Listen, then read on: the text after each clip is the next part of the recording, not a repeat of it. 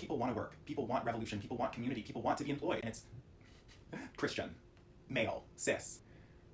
I will politely exit. Or not politely exit. Or voice my complaints and exit accordingly.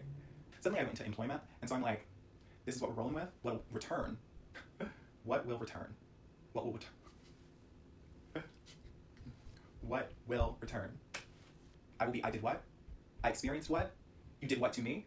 Family comes in so many, blood to water to oil, all the things, whatever's in your veins. Oil? That's not healthy. I'm not gonna recommend that. Stan culture. There we go. I know what I'm talking about. The appointed, like, okay. It's the same, getting, it's, are you, but, not you, to. Hi guys, it's Jordan. Welcome to my channel. I am super excited. I'm new, but I'm not new, so sit back, relax, get settled, and we're here to talk. We're here to chill, and we're here to discuss. So the topic of today's episode is the trap of respectability. And so I think it's pretty obvious, but I'm just gonna break it down for some people. It's basically the prejudice against oneself, the societal judgments placed upon ourselves to fit in or believe that we need to adjust who we are based on someone else's preference. And I was just speaking to a friend, and I seriously think everyone needs to dissect the fact that it is 2023. We are going to have flying cars. The internet is revolutionary. You can cook or eat anything of your dreams in a matter of 30 minutes.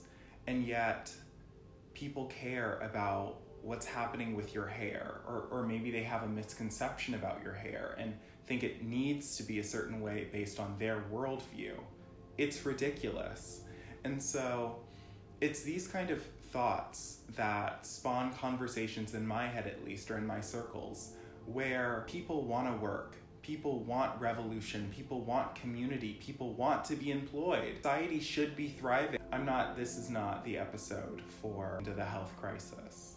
But in terms of people living their lives, whether they're young people, young adults, adults, or just older people, there's a growing consensus, at least culturally, that's, I think, driving a lot of the hate we're all feeling, which is just this unease, this pent-up negative emotion from not feeling like they can express anything. It's that kind of visceral imagery where, yes, their negativity is bleeding out on everyone else and really just pulling the overall effect of what could be all of the great things that are happening or able in this time down. You go forward 3 steps and you go back 2. So where's the progress? Very much that conversation. But with respectability, I'm at it with this lens of being an American and being Black, and a modern sense where we can dissect what you actually mean by being professional and where your desire of appearances is rooted in versus anything that I can actually meet feasibly in that diameter. It's very interesting because are you asking people to whitewash themselves? I know that might be blunt, maybe that's overstepping, but I think that's a lot of it, and that is the history of America, the root of it all, where we understand that America is this melting pot or this corporate enterprise for immigration.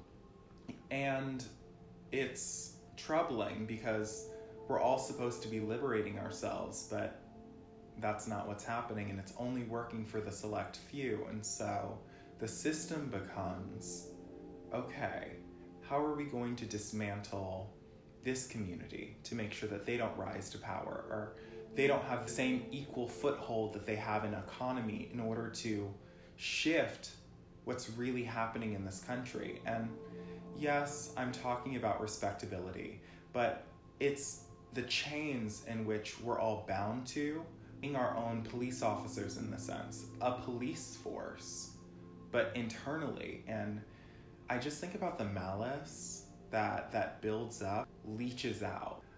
I'm very much someone that believes in grace and patience with everyone arriving at ideally what I believe is like that best self scenario where you're thriving and all things are working for you, but there's a level of toxicity or discord, chaos that is unacceptable, where for yourself you have to remove yourself. And in this country, it's very interesting how split it is between cultures of people right now, where people want an idyllic America. And when I say idyllic, I really mean white, Christian, male, cis. Maybe that's the dissected analysis, when really it's more ideas of traditionalism or family or familiarity, a team that everyone can be a part of versus some people feeling like they're being cut out, if you will, or other people are taking advantage of something, when really the idea of today in a modern society is that everyone has in what I view as like America's utopian best, is that everyone has a voice and an input and understands that society is working for the individual. And all that manifests from that is really meant to inspire and grow the journey of being here. And, our life experience, being on Earth, being a contributing factor, if you will, even if that contributing factor is just for yourself. And so, with respectability, it's really shackling yourself to a system that you don't belong in. And that the idea of conformity is really just a tool to dismantle any sort of creativity or inspiration that might lead you to better your life and ideally better the life of someone else. And so that's really when I become cautious. And my answer as of late has been really to educate or offer sincerity, but know that on the flip side, if there's no leeway, if there's no communication, if there's no exchange happening, then I will politely exit. Or not politely exit. Or voice my complaints and exit accordingly. Sometimes I really wonder if people are ready to enact change, especially being that we're working with systems that are so large and have such a monopoly on process and power, whereas you can affect them right now with your individual choices, your thoughts, your personality, the way you go about engaging in this life. But that sort of power is dangerous, which is why they don't like people educated. Getting back to my topic, why they would rather keep you in a box or making sure that you are kept within your own box outside of inventing a new space for yourself. That could be any shape. If there's one thing I could tell myself, it's that the reality that you might not believe in yourself all the time, or the moments where you doubt yourself come into play, are such a non-factor when you take a step out and really review who you are within this scenario. What are your qualifications? What are the facts that you can stand on to know how you show up in space, or to really understand how are they seeing you?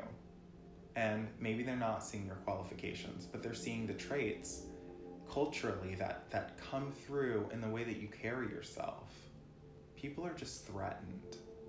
And I think that's very interesting, because shouldn't we exist in a culture where people feel safe to express themselves or grow into a version of themselves that ideally, and I'm not talking about just blind optimism, but I do believe in possibility, and I believe in spirit and passion and drive and willpower.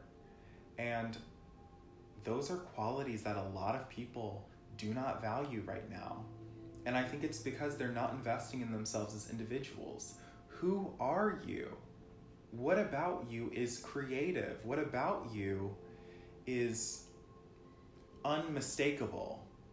What is your stamp or flavor, your style?